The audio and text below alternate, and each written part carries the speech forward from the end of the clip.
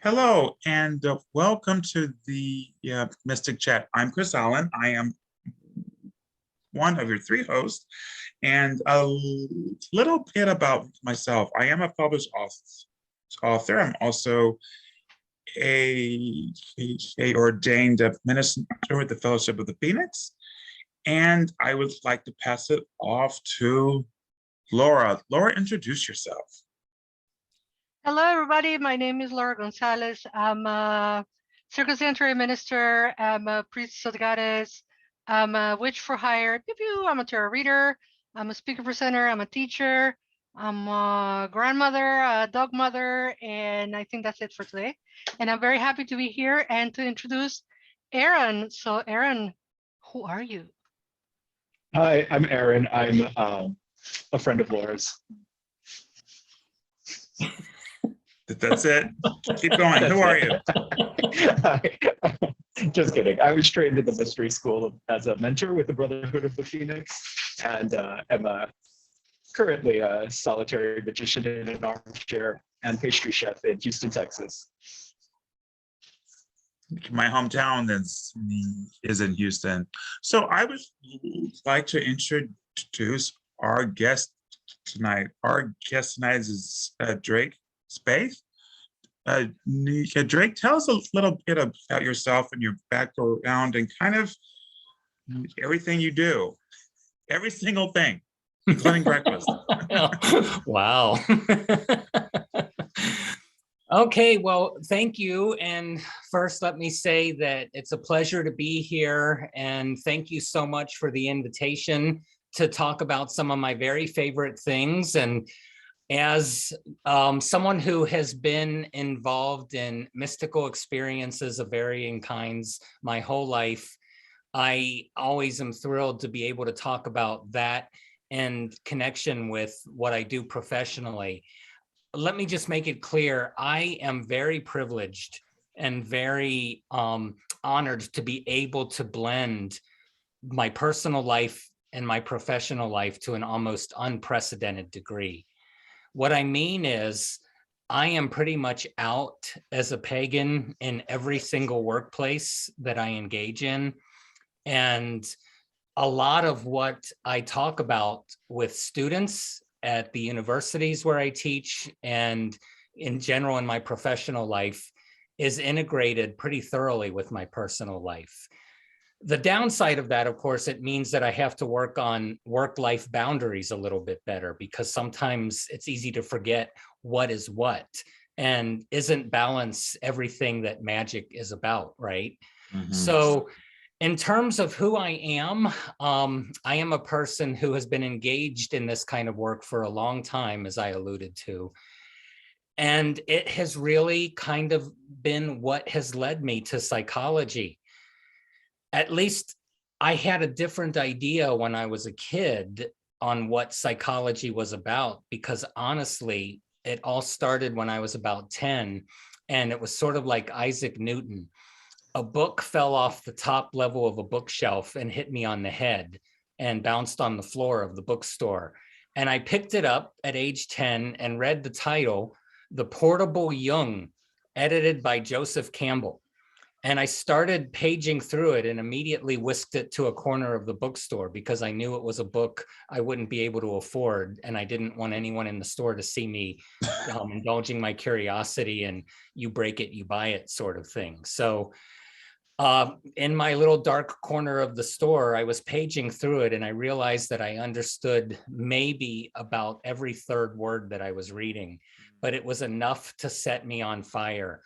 I gave up all ambitions of becoming a geologist at that point in favor of becoming a psychologist, exactly like Dr. Carl Jung, whose words I was reading, edited by Joseph Campbell.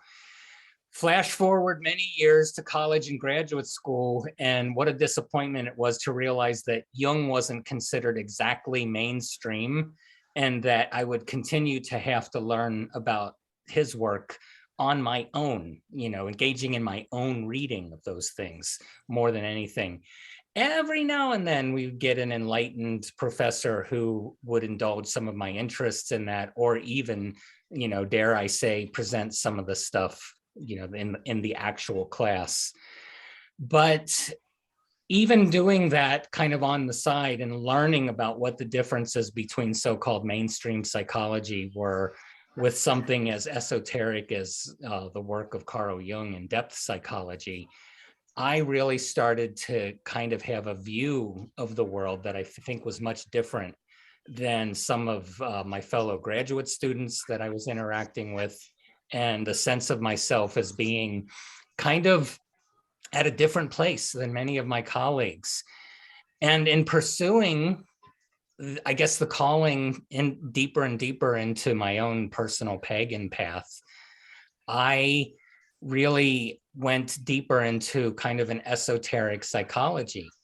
And, and I think while it is important to separate paganism, witchcraft, and those things from psychology, I do have to be transparent in that I see a lot of interconnections among those things too.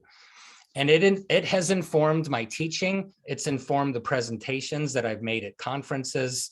And it really, obviously informs my work with clients in counseling. I work with a lot of clients who tend to have spiritual challenges, spiritual emergencies, a blend of mental health issues in combination with spirituality challenges. We like to call those spiritual emergencies in both senses of the word, emergence and crisis. I want to kind of jump in with that, because that's a good segue. And I know I want to talk about how witchcraft and paganism is linked to therapy. But one of the things, like in my own clinical rotations as a chaplain, I've had to explain to other chaplains that in paganism, people hear voices, people see spirits, they have dreams that mean something, that foretell the future. So we can't always call the psych department. For those of you who don't know, I do rotations at hospitals in my grad program. So we have to learn to distinguish between a spiritual experience and something else. So can you tell us what is, so from your point of view, how do you know the difference between someone who's having a mental crisis or a mental, I'm not sure what you would call it, an episode, versus an organic spiritual experience? Yeah, thank you. In my experience, I have to say that I have really come to the conclusion that it's a continuum of sorts. If we try to make dichotomies that separate the two, we end up into some troublesome territory. So I'm not one who tends to dismiss someone who comes to me for support or assistance because they are having what other psychologists might call hallucinations or delusions. And there's a lot of religious content to those and spirituality content to those. I'm not going to dismiss those as all in your head or merely psychological. I love to quote Lon Milo Duquette, in this regard, and saying, of course, it's all in your head. You just don't know how big your head really is. This is how I see Jung and depth psychology as well. There's been, to me, sort of an unfortunate division among pagans who tend toward polytheism and those who tend toward a Jungian kind of embrace of archetypes, where one side sees the other one as reducing deities to psychological concepts and archetypes, and the other, tends to really get impatient with being dismissed that way. What I will say is Jung's concept of the archetype was much bigger and more complex than many people understand. And that what he called the psyche is something that participates intersubjectively among individuals. We share a lot of our subjective experience of the world, such that the divisions oftentimes between what we regard as in our head and what's out there, psyche encompasses an understanding that being human transpersonally might be more than these physical bodies, might be more than our brains, and we are in connection with things that we might call mystical. And if some people are having some difficulties with the filtering or the translation software in this embodied experience, we're not going to dismiss that as mere mental illness. It's not, it's too small of a concept, I think. So, you know, and nevertheless, there are people who are struggling with kind of keeping their ability to live in this world together as a result of that. And that's where I like to try to help serve as a guide so that they can walk a little bit more competently in multiple worlds that they're in contact with. I'm not going to be one who's going to dismiss it or reduce it to a psychological illness only. At the same time, I have to respect the fact that they're having struggles that are pretty severe and interfering with their ability to live their life and be successful, you know, for everyone that they love and those kinds of things.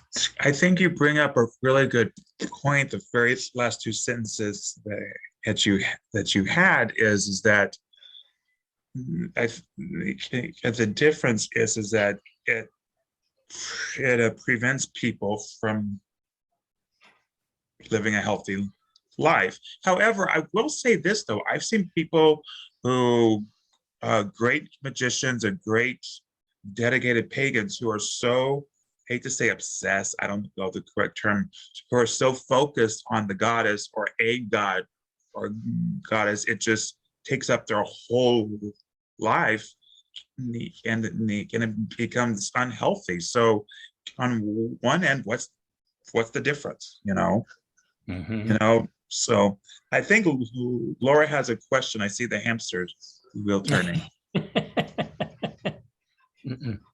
No, you Can can't you hear me you. now? Now you can hear Yes. me. Okay. So yeah, the wheels are always going. I love psychology. You know that I collect psychology friends. So you know, Collect I friends. just collect them. Yeah, I have like 20 psychologists on my circle.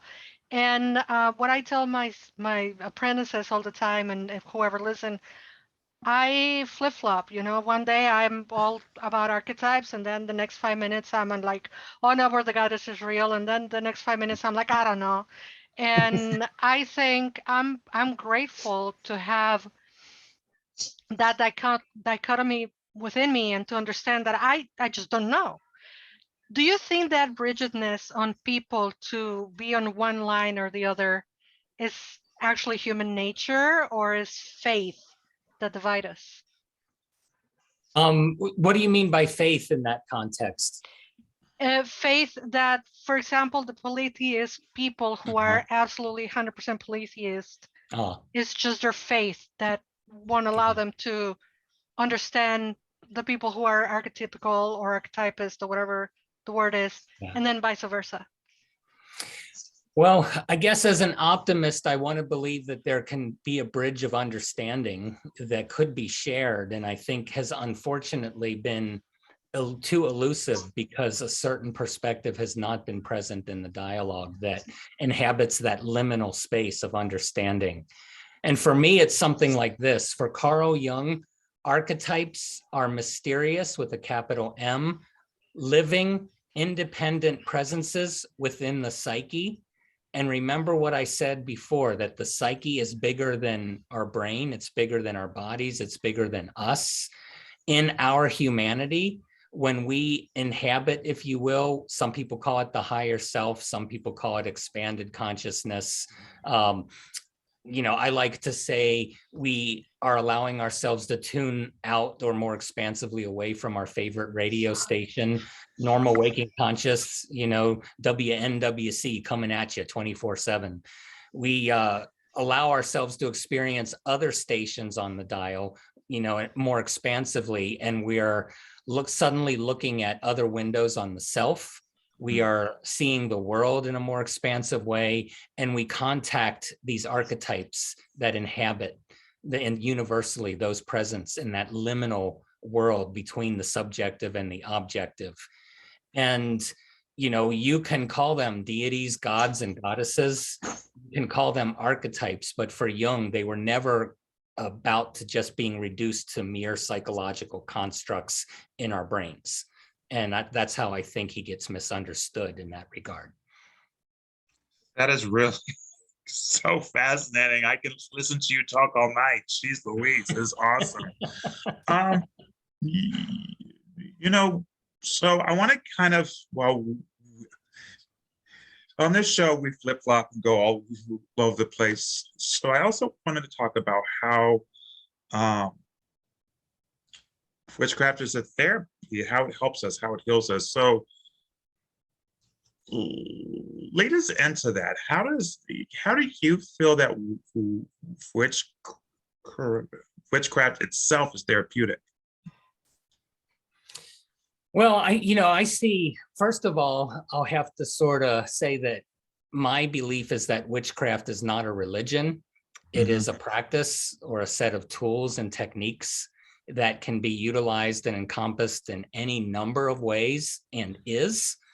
So if I think about animistic witchcraft, which is not necessarily deity oriented, but encompasses a belief in the spiritual nature of the world, or contact with spirits, or working with elementals and those kinds of things. Interestingly enough, I think of an approach in therapy called cognitive behavioral therapy, which is basically, it can be summed up as saying, if I live my life according to at least what I believe is rational, the more I'm closer to that and aligned with those things, I can get what I want in the world, and I can achieve my goals, and I can live the life that I want to live in balance and in harmony.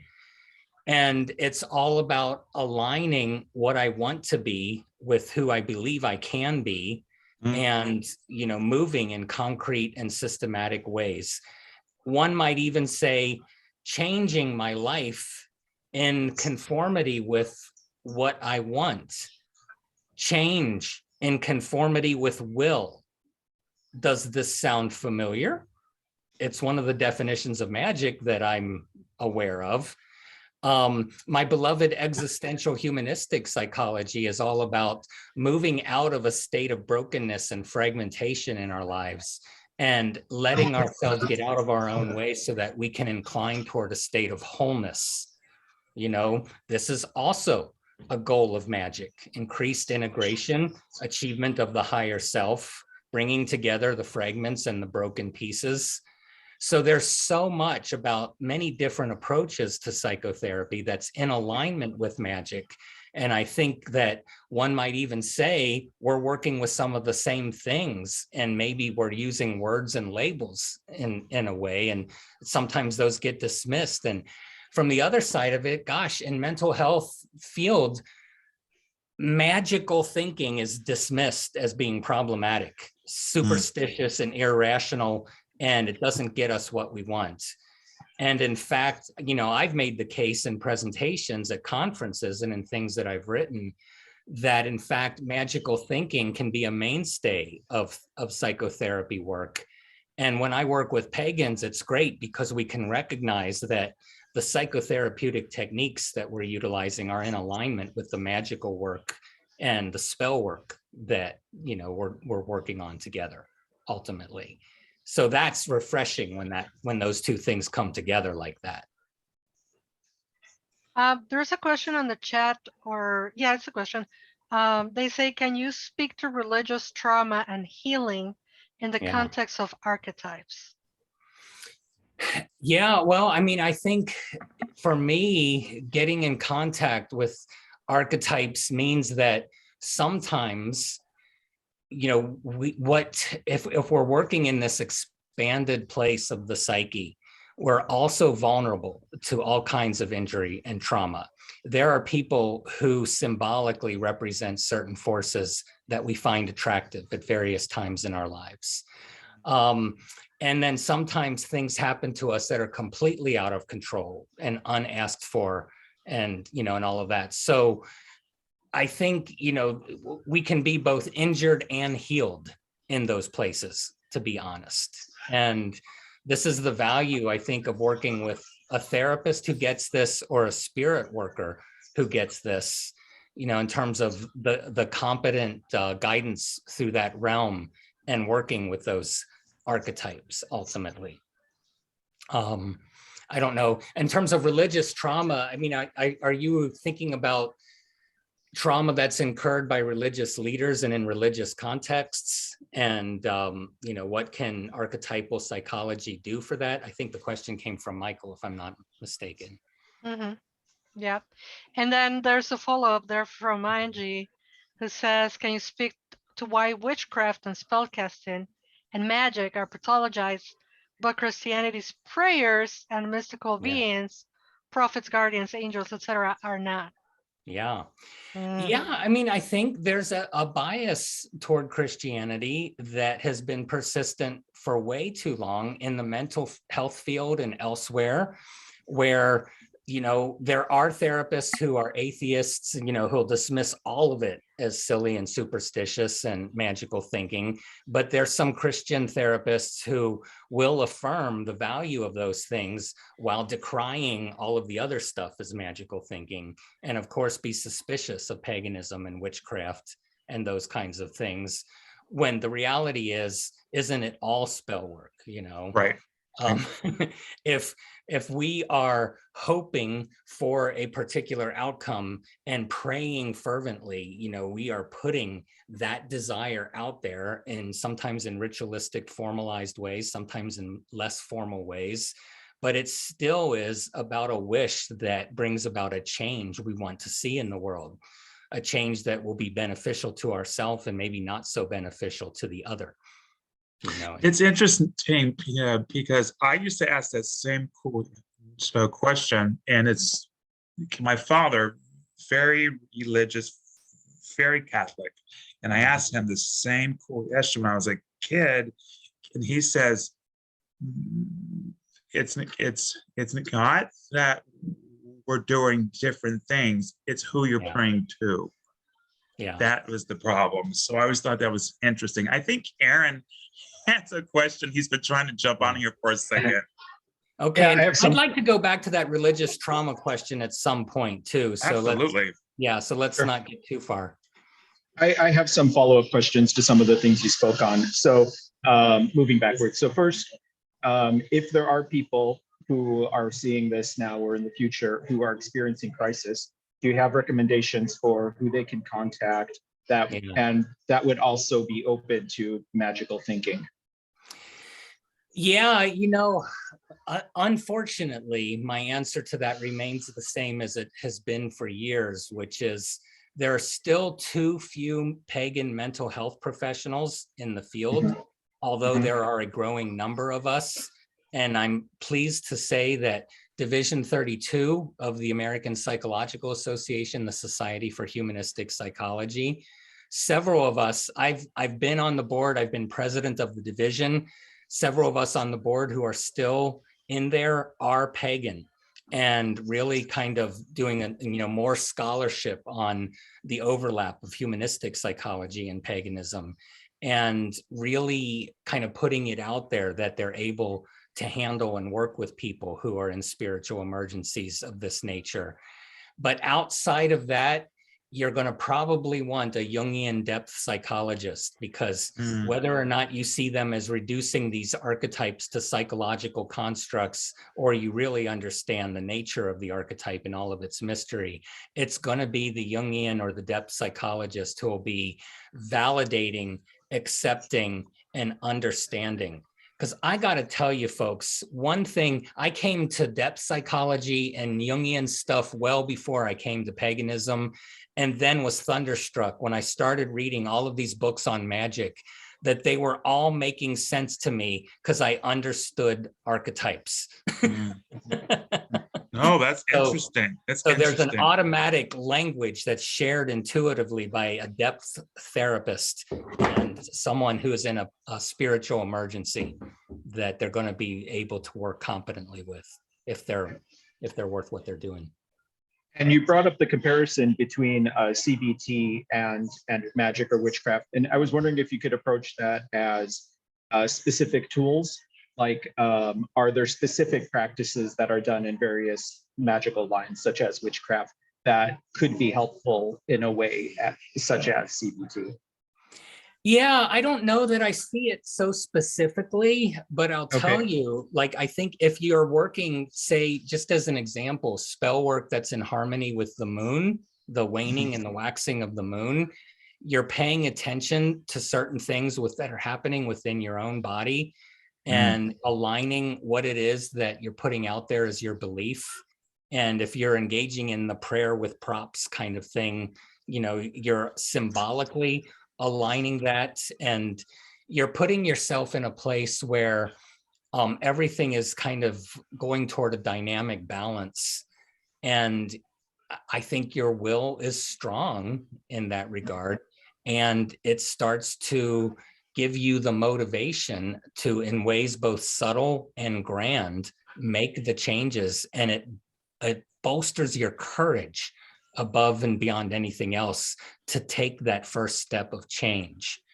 And when does that cease becoming psychological and become magical? And to me, that's not the question. It's all both. When it's really working powerfully like that, it's both therapeutic and magical. That's awesome. And this is not to say that, you know, magic or paganism or witchcraft should be a substitute for psychotherapy. I do think that a good therapist is absolutely necessary for someone who is in the depths of a severe crisis, an existential crisis, a crisis of anxiety, a psychotic crisis, you know, or break. There's a lot of value to those who operate in this world to help order and organize the psyche, working with people to do that for themselves as well. I have a few more questions in queue for you, but why don't we follow up with Michael's question, and then we can get back. Yeah. Yeah, I think, you know, religious trauma tends to happen when someone we've entered into a trusting relationship with, really on multiple levels, you know, and where there's sort of an intimacy in terms of spirituality, then betrays us and violates boundaries, either in subtle ways or in horrible, violent, and egregious kinds of ways. And you know, when that happens, it incurs the trauma wound.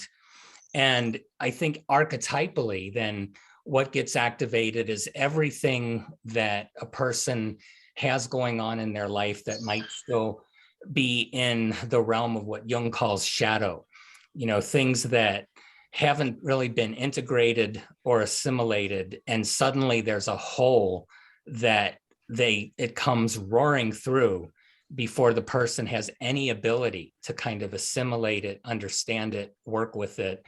And there's the sense of violation more than anything. You know, if this is happening, say, to a child, that sacred child archetype is destroyed. That child's belief in their innocence, in their sacredness, is something that can really never be regained. And yet the person might spend a good part of their life trying to recreate it in all kinds of unhelpful ways, you know, and so that's an archetypal level violation, you know, maybe from religious trauma, where then working at depth with a depth psychologist who understands these things and the religious implications and the spiritual implications of these things is also the path to healing. But yeah, there's so much to be overcome from that sense of betrayal, because they have to enter into those realms in which they were hurt so horribly to begin with. But I think, Michael, to answer your question, I think there's a lot of potential for healing, because it's that psychologist is able to go to those levels. They just have to put the time in to create the trust and knowing that they're entering the same realm in which the person was betrayed in the first place. And that's just going to take time, and it's always going to be iffy, delicate work. I hope, at least as an example, that addressed some of that question. That was awesome. Thank you. Really, thank you for that, because these are, these are things that all of us as magical people run into from time to time. I had a question and I was so engaged in what you were saying that it left me. I was like, wait, I just had it. I do have a question about, so those of us who are spiritual leaders, or simply just, or maybe we're in a study group or something like that, there's a lot of people who kind of blend spiritual leadership and psychology. So for the Fellowship of the Phoenix, when I was teaching our seminary, I did a lot of research on our scope of practice as clergy. There's a lot of gray. When I mean a lot, I mean there's a lot of gray. Of course, we can't diagnose, absolutely. However, some of the same, even in my ministry classes on a graduate level, they teach some very basic psychology. So for you and I'm kind of asking these questions for people who are either in leadership or who want to be in spiritual leadership. How do we know when to bow out and when to recommend? Because I think I know, but I'm wondering what you think the correct scope of practice is. Yeah, well, a knowledge of psychology certainly helps, but I think honestly, even more helpful, what clergy benefit from most, and what leaders, I think, who find themselves in counseling situations and context, either expectedly or unexpectedly, would benefit from, is an engagement in ethics and boundaries. And, there's a great kind of counseling. It bridges the mental health professions, but also has a lot to say about pastoral counseling and those in similar positions. There's a series of textbooks by the Coreys, Gerald Corey and his wife, Marianne Corey, that are boundaries and ethics for the mental health professions in general. It's written in clear, easy to understand language. In Earth traditions, we've used the Corey text for boundaries and ethics in the boundaries and ethics course that we've taught. And everyone can relate to it because it's not relevant to just psychology or just counseling. There are things that they say that, that are relevant across any helping kind of context or any counseling kind of context. But I think this is why I've really taken up quite an interest and fascination with ethics and the philosophy of ethics and moral reasoning in many respects. But practically, it gives us a strong sense of working effectively with boundaries. And we have to know. I'm sorry. I'm sorry. Can you repeat the authors, please? Yep. Gerald Corey, Corey. He's like the main guy, but he's now engaged his entire family in writing textbooks for mental health professionals in all subjects. But the ethics textbook, I think, Boundaries and Ethics for Mental Health Professionals, that might not be the correct name, but you'll be able to find it easily enough. And like I said, it's really easy to understand. But I think, a lot of pagan leaders that I've encountered over the years have had to learn through the school of hard knocks where the boundary lines are and what it means when suddenly it becomes more about me and my ego and my power as leader than it is about the person that I'm counseling. and how seductive that is to cross that line. And, you know, I like ethically to sort of ask myself 3 questions when I'm working with clients and students. You know, who's benefiting from what I'm thinking about? Is it me? Is it the student or the client? Or is it the relationship that we share? You know, it better really be about the relationship and the student or the client more than me. If it's only about me, it's probably not something I should be doing. And we have to have a level of honesty when we come to those kinds of engagements. I'm writing all this down. I'm like, okay, this is good. This is good. Like I'm in class again. This is really good. No, this is really helpful because I think, you know, especially for some people who've been on this magical journey for so long, we think, oh, I already know, I've already done this, I had this experience. So it's really good to have an outside view about things like this. I feel like I'm taking up all the questions. Laura, do you have any questions? Because I've got 5 in my head right now. I have one, which is going to be the bad question, and I have to ask. Okay. Dichotomies, right? We're full of them. Yeah. I love to see that everybody's a witch. Now everybody is a witch. And they're working with magic and empowerment and all of that. On the same breath, you have now everybody's a coach, and everybody uses terminology that is probably not ethical. So as a professional of mental health, how can we, this is a silly question, know the difference and know where to go and where not to go? As I was telling you before the show, one of my biggest pet peeves is when people say, come to my inner child workshop in 3 hours, you will heal that inner child. So what do we do about that, and where can we draw the line? Yeah, oh, that's a great question, you know, and I've been doing this long enough that I kind of remember when I started seeing the word coach appear, you know, and at first, as a clinical psychologist who has gone greatly into debt and worked many years for my degree and my licensure,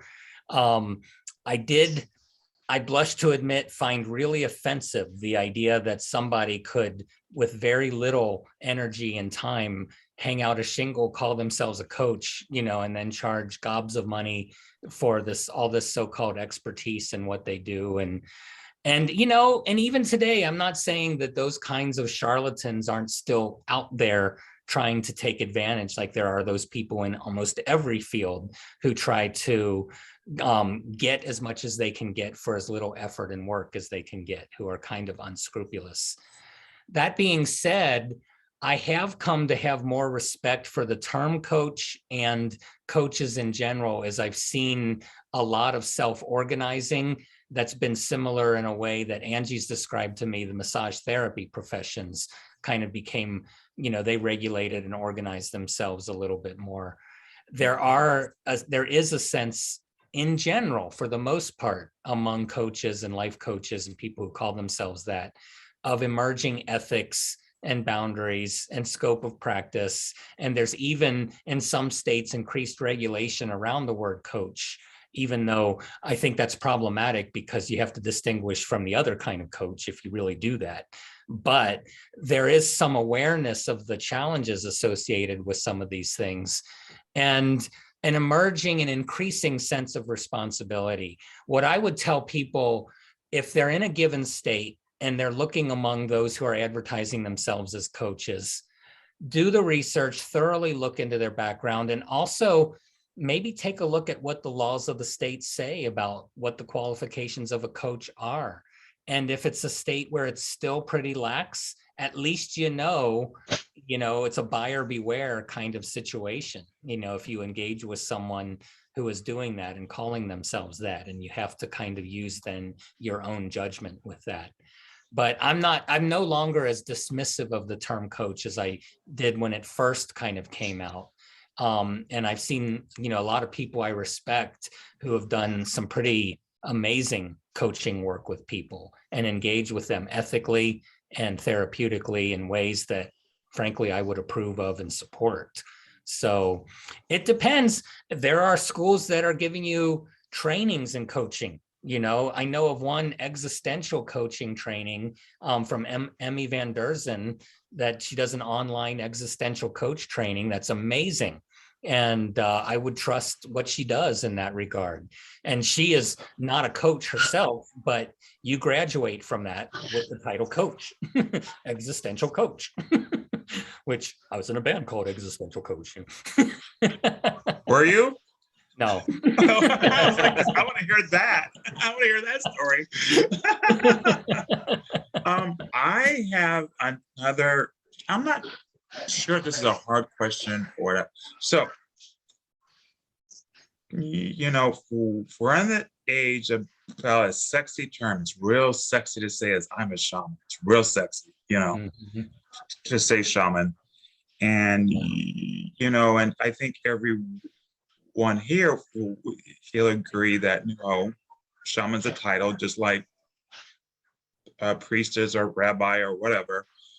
And however, there's tons and tons and tons of books out on shamanism, how they can heal you, and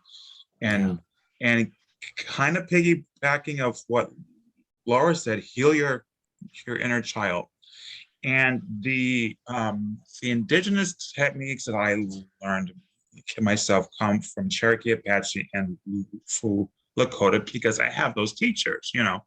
However, I have seen some of the shamanic books I would say are okay. I wouldn't say they're great, I wouldn't say they're fabulous, but they're okay. And someone asked me, is shamanism real, like a soul retrieval, like, you know, doing a visualization to where you see your own suffering, abuse child, and you ask that soul piece to come back to your body and integrate. And from what I tell people, if it's done correctly, even if you don't believe in the energy of it or the magic of it, it's a psychological tool. What do you think about shamanism as a psychological tool for healing? Well, so my current views on the word shamanism, I'm just going to put it out there, are unpopular. I no longer really approve of or support the use of the word shaman or shamanism in a mainstream context. You know, it is a Tungusic word, and that particular person belongs to that particular cultural context. And it has been appropriated and it has been hurtful to them in that cultural context. And that's good enough for me. If someone that I respect within a cultural context says that it's hurtful, I listen to that. That being said, the archetype with a capital A of that which we call the shaman is real. And the practice that we call shamanism with a capital S is real. So we need to do the difficult work maybe of finding a different name, because honestly, it's different as an archetype and universal practice than the practice in the Tungusic context.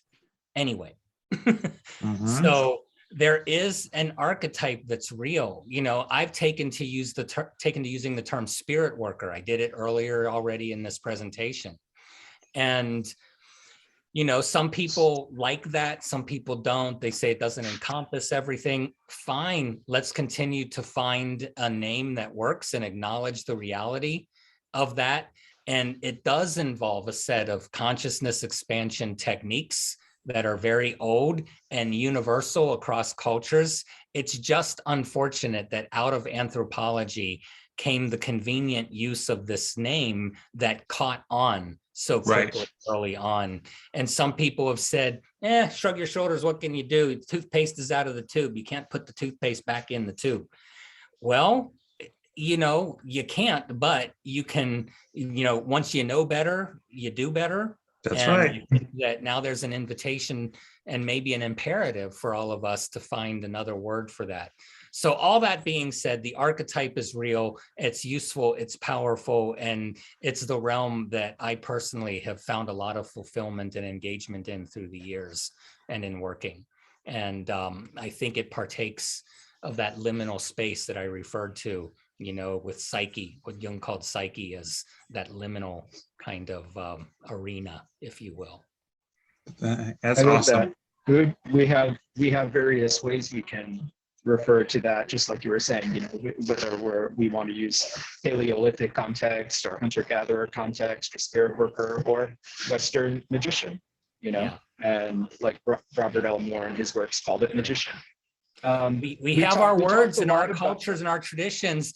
The European peoples have been so severed because, you know, the damage Christian missionaries have done, among many other historical factors, that our psyches are fractured. There's an invitation to emerge from that fracturing into greater wholeness by connecting it with our ancestral traditions. And our pagan recons are doing us some great services in this regard. And I think pagans in general are the lore keepers of the European people and those who are called to heal the European soul in that regard, so that we stop plundering the richness of other indigenous traditions and reconnect with our own pre-Christian indigenous European ancestors. And there's a bunch of it.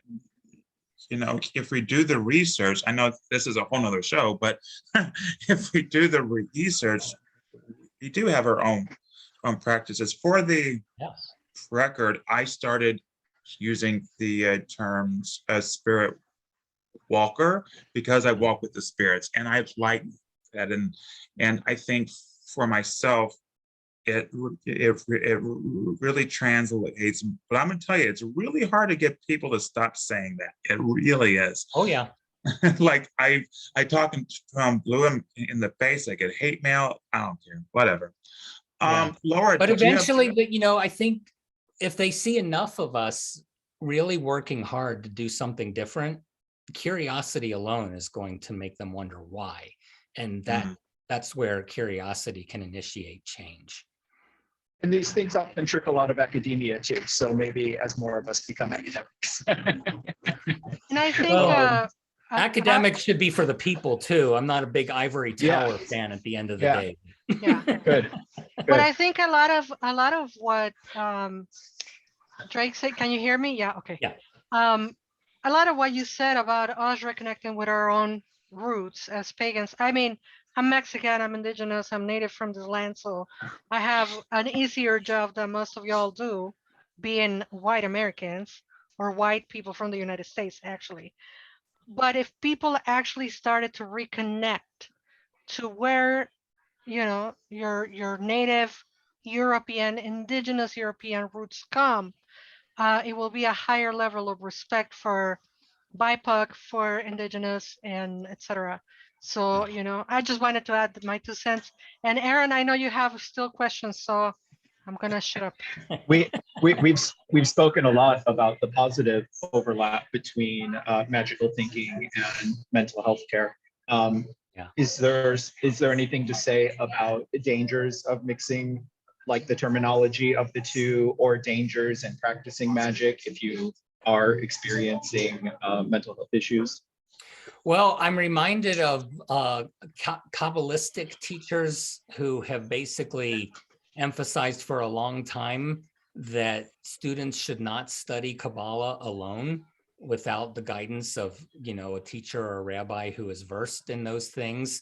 I think the same could be said that sometimes an immersion in these mysteries can get us all twisted around, and we can become lost in those liminal spaces very easily. Hopefully, we can work with someone who can help us find our way again. There just isn't really a guarantee. You know, I think there are casualties, especially if they get lost to being psychiatrically hospitalized and overly sedated and treated as being inconvenient to the rest of society rather than being concerned for their welfare and their well-being, and ultimately their healing and their evolution. So, you know, I think that this is the value of working with someone who has experience if we're going to immerse ourselves in the deepest levels of these things. On the other hand, I know of many people who have done it on their own and have also found their way out, and that's how they've become experienced. So, you know, I'm not here to tell people what to do or what not to do, but I do think that yes, there are some dangers, and it would be naive and foolish to say otherwise. So we've come to the end of the show. I am so sad because this is so good and rich, and Drake, I cannot thank you enough. Oh my God. Like, this was really, really, really good. And you and I've had these, so I've known Drake for 20 something years, something. So I've known Drake a long time, and we've had some of these conversations, but just to hear your thoughts and how you articulate is it's so meaningful. So thank you so much for being on the show. What closing thoughts do you have for people about any of this? Well, first, let me just comment that, yes, I think some of those things have been only fermenting within me since we had those conversations. And now you're getting, you know, the results of that fermentation. I love it. I love it. I don't know that I have any real words of wisdom except to, again, share my gratitude for a context to be able to bring these things together in such a way that, you know, for me, it's always such a pleasure to bring all of my worlds and threads into one place. It's like an alchemical container where something new emerges from that. And it's a very heady and hearty brew ultimately. So, you know, my gratitude for all of those things. And, you know, and also I'm here in Waukesha, Wisconsin, and I'm reachable through Facebook. And, you know, I'm sure that if people want my email, I can make sure that you all have that so you can distribute it. If you have curiosity questions about things or want to talk about. Do you want to share your email on the show or in the chat, or should I type it in chat? Yeah, you can type it in the chat if you like. Yeah. Okay. I mean, since you're here. Oop,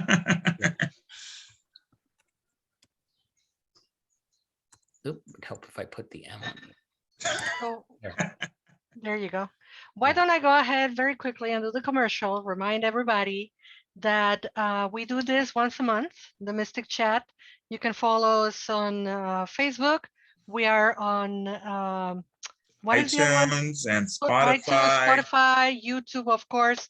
And you can catch us live every second Tuesday of the month at 8 Thursday at 8 p.m. And if you cannot join us live for the conversation, you can always go back to the archives and follow and like us on Facebook, Instagram, Twitter, and everywhere. Thank you. All right. Aaron, did you have anything you wanted to close with? I hope we can maybe schedule a part 2 sometime with Drake. We can talk about maybe working with archetypes. All right. Specifically, keep the conversation going. I have one last question. Yeah. When's your book coming out about this? You need to write a book. So does Angie too. I'm just saying.